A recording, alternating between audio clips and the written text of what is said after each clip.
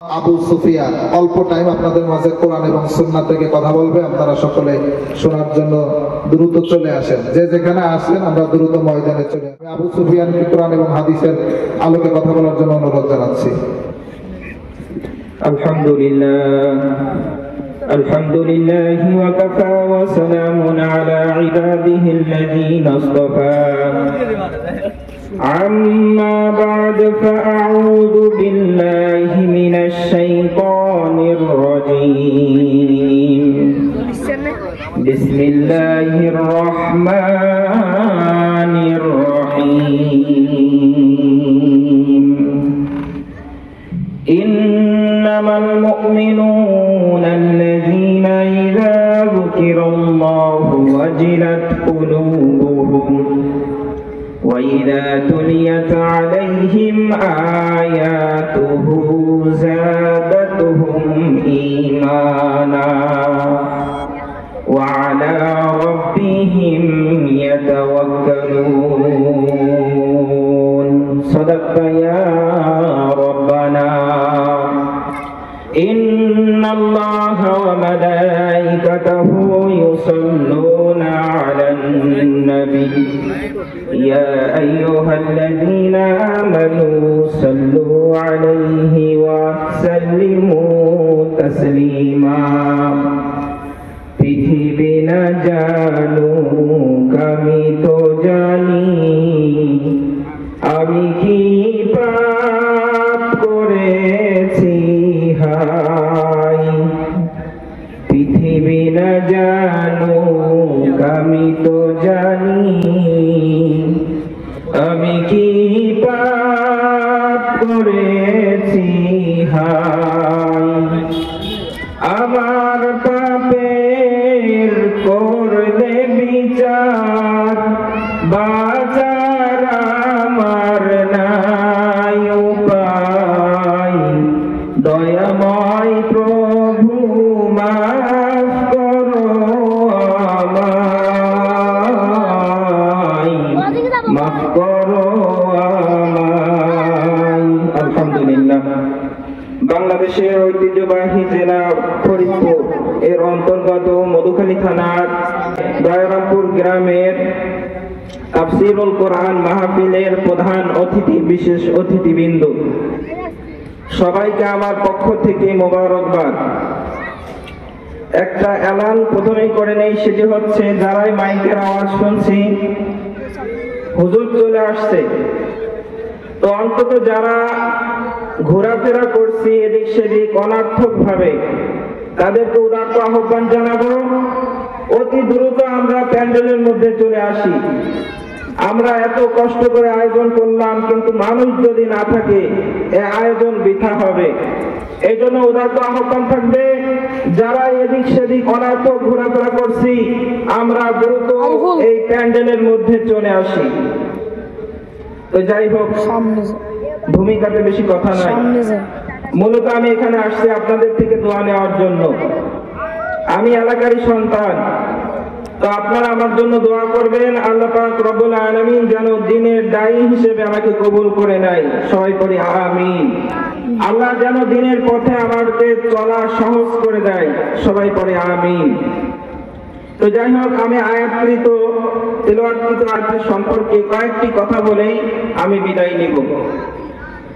তো আল্লাহ পাক রব্বুল আলামিন সূরা আনফালের 2 নম্বর আয়াতের মধ্যে বলতেছেন, ইন্নামাল মুমিনুনা আল্লাযীনা ইযা যুকিরাল্লাহু ওয়াজিলাত কুলুবুহুম ওয়া ইযা তুলিয়াত আলাইহিম আয়াতুহু যাদাতুহুম ঈমানা। আল্লাহ রাব্বুল আলামিন বলেন, ইন্নামাল মুমিনুনা আল্লাযীনা ইযা যুকিরাল্লাহ, মুমিন তো তারাই যাদের সামনে আল্লাহ পাক রব্বুল আলামিনের নাম নিলে তাদের অন্তর আত্মা কেঁপে ওঠে। এই জন্যই তো মুমিন হতে হবে এরকম, যখনই আল্লাহর নাম শোনা হবে অন্তর আত্মা কেঁপে উঠবে। হযরতে ইউসুফ আলাইহিস সালাম ইউসুফ আলাইহিস সালামকে যখন জুলাইখা 7টা তালা মারার পর ঘরের মধ্যে আটকিয়েছিল খারাপ কাজের খারাপ কাজের আহ্বান করেছিল। ইউসুফ আলাইহিস সালামকে আল্লাহ পাক রব্বুল আলামিন একটা মাত্র বুরহান দেখিয়েছিল, আর একটা দেখার পরেই আল্লাহকে ভয় করে ইউসুফ আলাইহিস সালাম দৌড় দিয়েছিলেন, আর এক দৌড়ে আল্লাহ পাক রব্বুল আলামিন 7টি দরজা 7টি তালাকেই খুলে দিয়েছিলেন। এই জন্য আমাদেরকে ভয় করতে হবে, আমাদের কলব কাঁপতে হবে। যদি এটা কাঁপে তাহলে বুঝতে হবে মুমিন। প্রথম নাম্বার গুণ হবে, যখন আল্লাহ পাকের নাম শুনবে ওয়াজিলাত কুলুবুহুম, তার অন্তরাত্মা কেঁপে উঠবে। ওয়াইদা তুলিয়াত আলাইহিম আয়াত, আর যখন কোন আয়াত শুনবে, কোরআনের কথা শুনবে, কোরআনের কথা যখন শুনবে, ওয়াজ শুনবে, যাদাতুহুম ঈমানা, তাদের ঈমান বেড়ে যাবে। এই একই কোরআন হযরত আবু বকরের সামনে পড়া হয়েছিল, হযরত উমরের সামনে পড়া হয়েছিল, তাদের ঈমান বেড়ে গিয়েছিল। আবার এই একই কোরআন যখন আবু জেহেলের সামনে পড়লো, তাদের ঈমান বাড়া তো দূরের কথা, তাদের আরো শয়তানি বেড়ে গিয়েছে। এই জন্য এই কোরআন থেকে, মাহফিল থেকে আমাদেরকে শিক্ষা নিতে হবে। যখনই কোরআনের কথা বলা হবে, তখনই মুমিন যারা আছে তাদের ঈমান বেড়ে যাবে।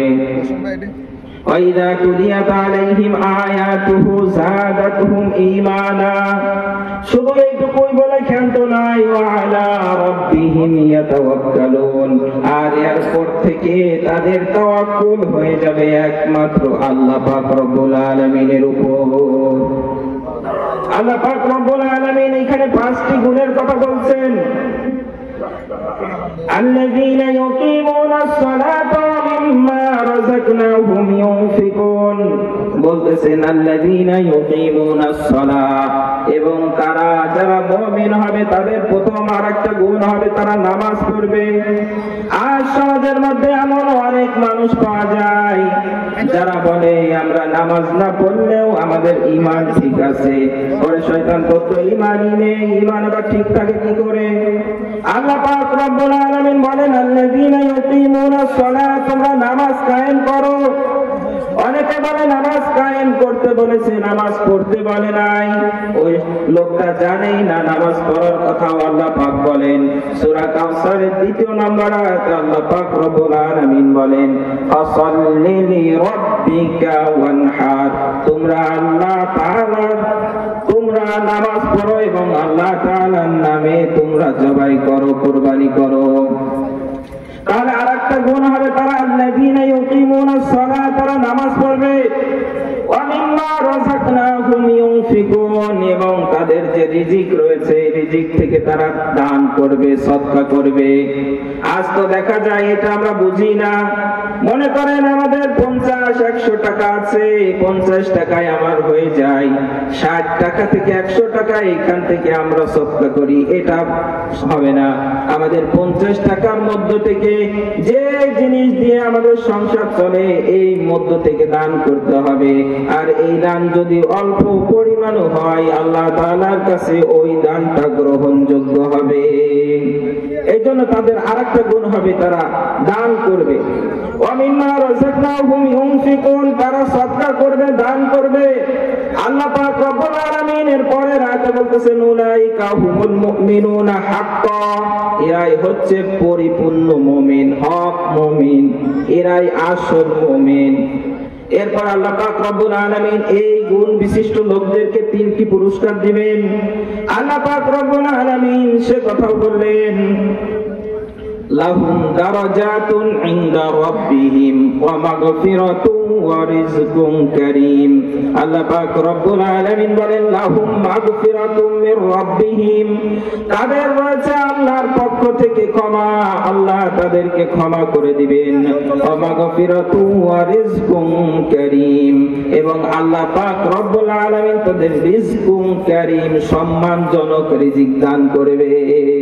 দেখেন রিজিক মানুষ খায়, বিগত সময়ে আমরা দেখি দেখেছি যারা কোটি টাকার মালিক ছিলেন, তাদেরও সম্পদ ছিল, রিজিক ছিল।